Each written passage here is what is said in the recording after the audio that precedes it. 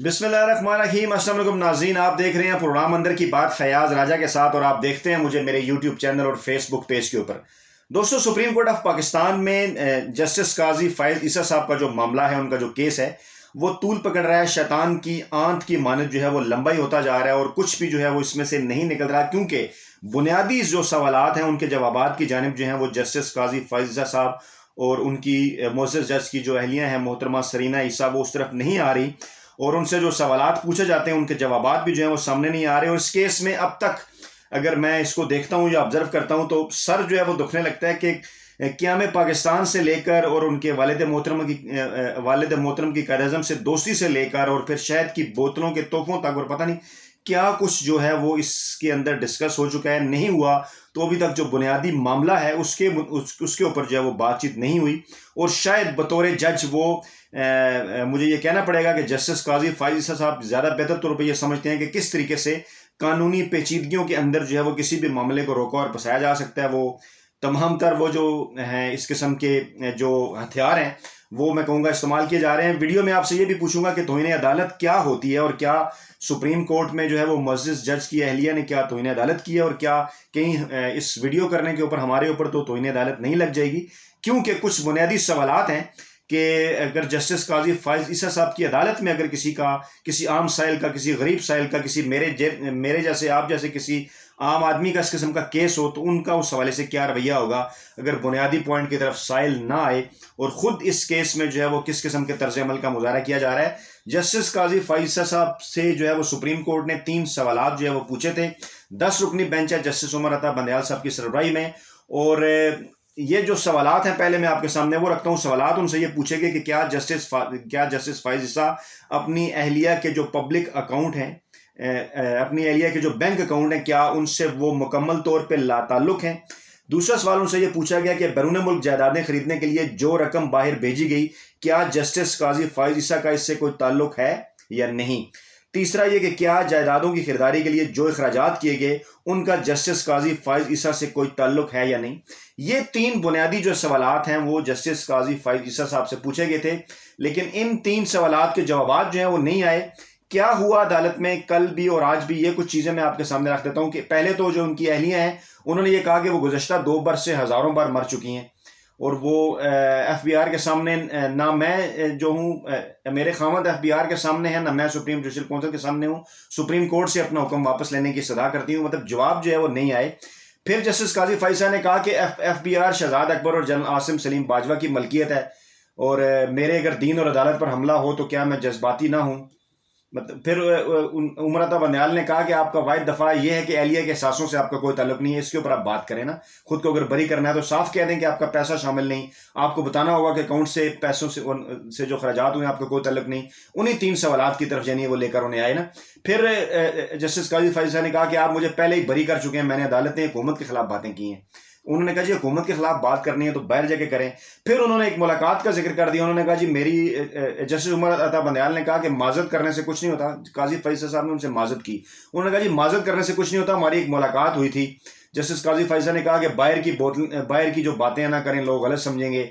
फिर उमर अता बंदयाल ने कहा कि आप जज्बाती होते हैं लेकिन मैं अभी तक खामोश हूँ, जो पूछा जाए उसका सोच समझ कर जो है वो जवाब दें। और 3 सवालात फिर उन्होंने उनसे पूछ लिए। अच्छा, ये कल का मामला था। आज फिर जब ये मामला हुआ, जब दोबारा हुआ तो इसके ऊपर समाअत हुई तो 3 सवालों को उन्होंने जवाब जमा कराया। अब वो जवाब बड़ा दिलचस्प है। उन्होंने कहा कि 10 सवालात पर मुश्तमिल उन्होंने जवाब जमा कराया और उन्होंने कहा कि हैरान कुन तौर पर बेंच के सरबराह जस्टिस उमर अता बंदयाल ने कुछ सवालात पूछे हैं जिनकी बुनियाद बज़ाहिर चेयरमैन FBI की रिपोर्ट मालूम होती है और मैं और मेरी अहलिया चेयरमैन FBI की इस रिपोर्ट को बेवकूफ़ समझते हैं। यानी उन्होंने उस इदारे के ऊपर भी, चेयरमैन FBI के ऊपर भी उन्होंने अदम एतमाद का इज़हार किया और जवाब नहीं उन्होंने दिया और ये कहा कि नरसानी दरखास्तों की समाअत के दौरान FBI रिपोर्ट पर बात करना नामुनासिब है।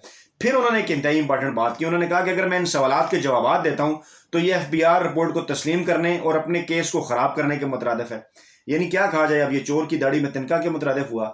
फिर उन्होंने कहा इससे मेरे खिलाफ एक और रेफरेंस बन सकता है। अदालत की जानिब से ये तीनों सवालात पूछे ही नहीं जाने चाहिए थे। इन सवालात के जवाब के बाद सुप्रीम जुडिशल काउंसिल को FBI की रोशनी में मेरे खिलाफ कार्रवाई का जो है वो इख्तियार मिल जाएगा। अब ये खुद ये बात तस्लीम कर रहे हैं कि इसलिए मैं इस सवालों के जवाब नहीं दे रहा हूँ। अब एक बात बड़े वाज़ेह सी है कि अगर आपके पास आपके तमाम जो अकाउंट्स हैं वो क्लियर हैं, اگر خدا نخواستہ جو ہے وہ آپ بلکہ اگر آپ اس کے اوپر مطمئن ہیں کہ آپ نے کوئی چوری نہیں کی، آپ نے کوئی غلط کام نہیں کیا، تو آپ کو تو تمام سوالات کے جو جوابات ہیں وہ دے دینے چاہیے، جس طرح کہ ایک عام شخص یا عام سائل جو ہے وہ ایسی عدالتوں میں سے جو کچھ پوچھا جاتا ہے وہ بتا دیتا ہے۔ پھر جسٹس قاضی فائز نے کہا کہ میں نے جسٹس عمر عطا بندیال سے ملاقات کر کے کبھی اپنے کیس پر بات نہیں کی۔ اب یہ بات نہیں ہو رہی تھی، خود سے انہوں نے ایک بات کی نا۔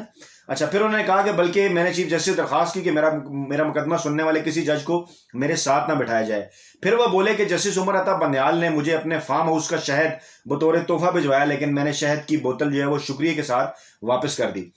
اب یہ بھی ایک بڑی عجیب و غریب بات ہے، اس کے اوپر کوئی مطلب بات اس کے اوپر نہیں ہو رہی، ان سے سوالات کیا پوچھے جا رہے ہیں، ان کے جوابات کیا آ رہے ہیں۔ پھر انہوں نے کہا کہ جی کہ چیئرمین ایف بی آر کی رپورٹ وصول اس لیے نہیں کی تاکہ وہ عدالتی ریکارڈ کا حصہ نہ بنے، اور اگر رپورٹ عدالتی ریکارڈ کا جو ہے وہ اگر حصہ بن جاتی ہے تو فواد چودھری ہیں، مرزا شہزاد اکبر ہیں، فردوس عاشق اعوان ہیں، یہ جو ہے وہ سب کو دستیاب ہوگی۔ تو مطلب جو سوال ان سے کیے گئے ان سوالات کے جوابات جو ہیں وہ ان کی جانب سے سامنے نہیں آ رہے۔ اچھا، پھر جو جسٹس قاضی فائز صاحب کی اہلیہ ہیں انہوں نے یہ بھی کہا کہ میرے جو بینک اکاؤنٹ ہیں وہ مجھ سے میرے شوہر بھی ان کے متعلق تفصیل نہیں پوچھ سکتا، جو میرے ٹیکس کے معاملات ہیں وہ میرے شوہر بھی نہیں پوچھ سکتے میری مرضی کے بغیر۔ پھر انہوں نے یہ کہا اعلیٰ عدلیہ کو میری مرضی کے بغیر جو اعلیٰ عدلیہ ہے وہ بھی جو ہے وہ سپریم کورٹ جو ہے وہ میری مرضی کے بغیر یہ ریکارڈ نہیں دیکھ سکتی۔ اور اس کے بعد جو ہے وہ جو معزز جج تھے انہوں نے کہا، جو سماعت کرے انہوں نے کہا کہ کیا یہ مطلب یہ تو ممکن ہی نہیں کہ جو دستاویزات ہیں ان کا جائزہ جو ہے وہ سائل کی مرضی سے لیا جائے، تو یہ سہولت آپ کو جو ہے وہ کیسے دی جا سکتی ہے۔ مطلب انہوں نے اگر ایک عام شخص سے بات کرتا، میں یہ سوال آپ کے سامنے رکھتا ہوں، اگر عام شخص سے بات کرتا کہ میری مرضی کے بغیر سپریم کورٹ جو ہے وہ میرے کسی دستاویز کا جائزہ نہیں لے سکتی، تو کیا اس کے اوپر توہین عدالت نہ لگ جاتی؟ یہ ایک بہت بڑا سوال ہے، لیکن وہ بہرحال معزز جج کی اہلیہ ہیں، وہ اس طرح کی بات کر سکتی ہیں۔ اچھا، اس معاملے میں اہم ترین بات یہ ہے کہ اب تک جو ہے وہ جسٹس قاضی فائزہ کی جانب سے، یہ میں نے کچھ لسٹ آؤٹ کی ہیں چیزیں، آپ خود بھی سن لیجئے کہ اب تک وہ کیا کہہ چکے ہیں، یعنی ان کی نظر میں اب تک جو انہوں نے دلائل دی ہیں۔ صدر عارف علوی غلط ہیں، انہوں نے کہا وزیر اعظم پاکستان عمران خان غلط ہیں، chief of army staff Pakistani فوج D G I S I M I غلط ہے، آئی بی غلط ہے، مطلب یہ تمام سیکورٹی کے اداروں کے اوپر انہوں نے بات کی۔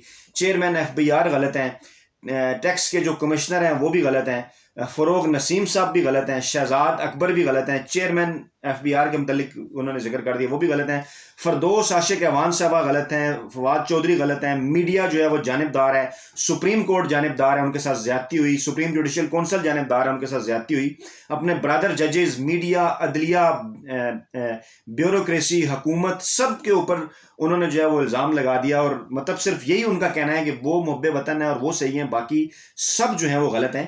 یہ ایک بڑا عجیب و غریب رویہ ہے معزز ایک اعلیٰ عدلیہ کے معزز جج کی جانب سے، جو کہ سپریم کورٹ کے اندر بیٹھ کر جو ہے وہ انصاف پر مبنی فیصلے کرنا جن سے ایکسپیکٹ کیا جاتا ہے، جب ان کے اوپر اپنا ایک معاملہ آ رہا ہے، جب ان سے کوئی جو بات پوچھی جا رہی ہے، تو وہ بجائے یہ کہ اس بات کا جواب دیں، بجائے یہ کہ ان 3 سوالات کا جواب جو ہے وہ سپریم کورٹ آف پاکستان کے سامنے رکھیں تاکہ اس معاملے کو نمٹایا جائے، وہ قیام پاکستان سے لے کے اور آج تک شہد کی بوتلوں کے تحفوں تک تمام تر جو باتیں ہیں وہ میڈیا کے سامنے کر رہے ہیں، کورٹ کے سامنے کر رہے ہیں، لیکن نہیں جواب دے رہے۔ تو ان 3 بنیادی سوالوں کا اب اس کے اوپر کیا کیا جا سکتا ہے؟ یہی کیا جا سکتا ہے کہ آپ سے پوچھ لیا جائے کہ آپ کا اس کے اوپر کمنٹس کیا ہیں، آپ کا اس کے اوپر فیڈ بیک کیا ہے، کہ اگر کسی عام شخص کا یہ کیس ہوتا تو اب تک اس معاملے کے اوپر کیا ہو چکا ہوتا۔ ویڈیو میں فیڈ بیک ضرور دیجیے گا کمنٹ باکس کے اندر۔ نئی ویڈیو کے ساتھ جلد آپ کی خدمت میں حاضر ہوں گا۔ اپنا بہت خیال رکھیے گا۔ اللہ حافظ۔